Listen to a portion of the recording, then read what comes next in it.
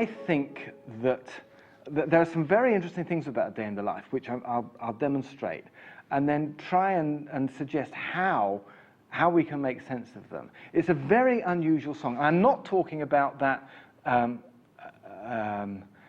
that great orchestral section in the middle or at the end. I mean, that's surface. You know, that's obvious that that's weird, and other people can do weird things. But Day in the Life is weird at other levels too.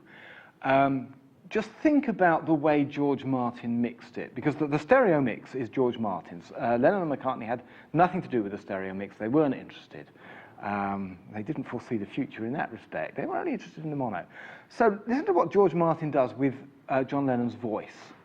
Through, I think it's the second and third verse, his voice, and so effectively him, moves from one side of the stereo space across to the other, and then switches back.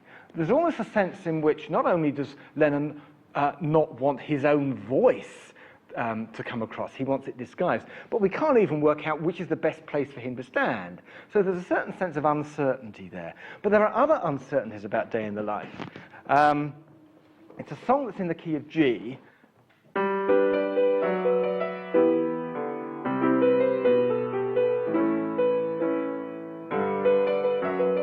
And so on. What we don't get, and what we would usually get with a song in the key of G, would be that sort of cadence somewhere to really confirm the key. That doesn't happen here. So there's a sense of, well, it's a sort of rather weak, apologetic key, whatever key it is. Then if you listen to the melody,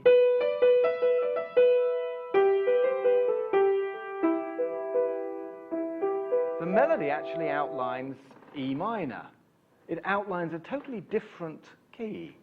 So there's a sense in which the melody and the harmony can't even decide what key this is in. So doubt is at the root of A Day in the Life, it seems to me, musically. And there's one other very, very interesting thing. If you take the opening verse, 2,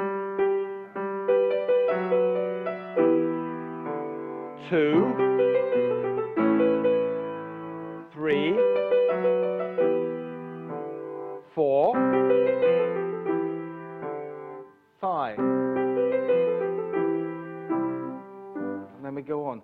We're used to things being in fours. The first verse happens to be over a span of 5, as I've just counted. Now, on its own, that's trivial. But then if you listen to McCartney's middle section, 1, 2, 3, 4, 5.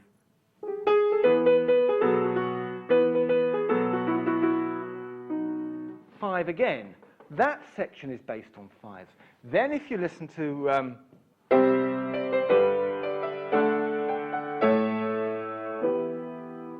5,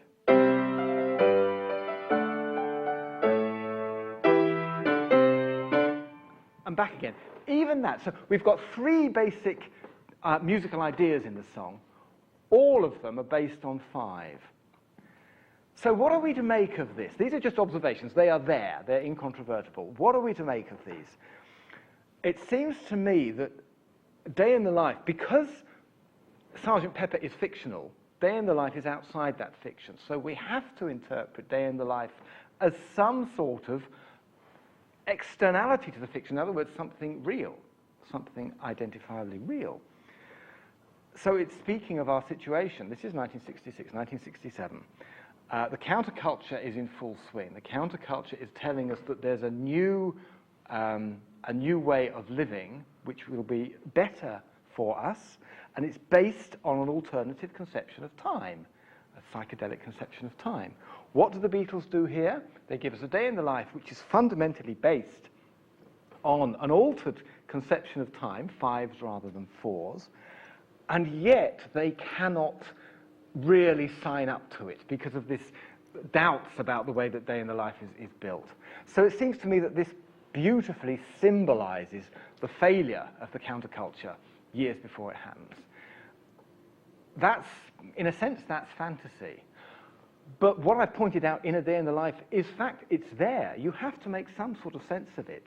And it seems that's a very nice way of making sense of it.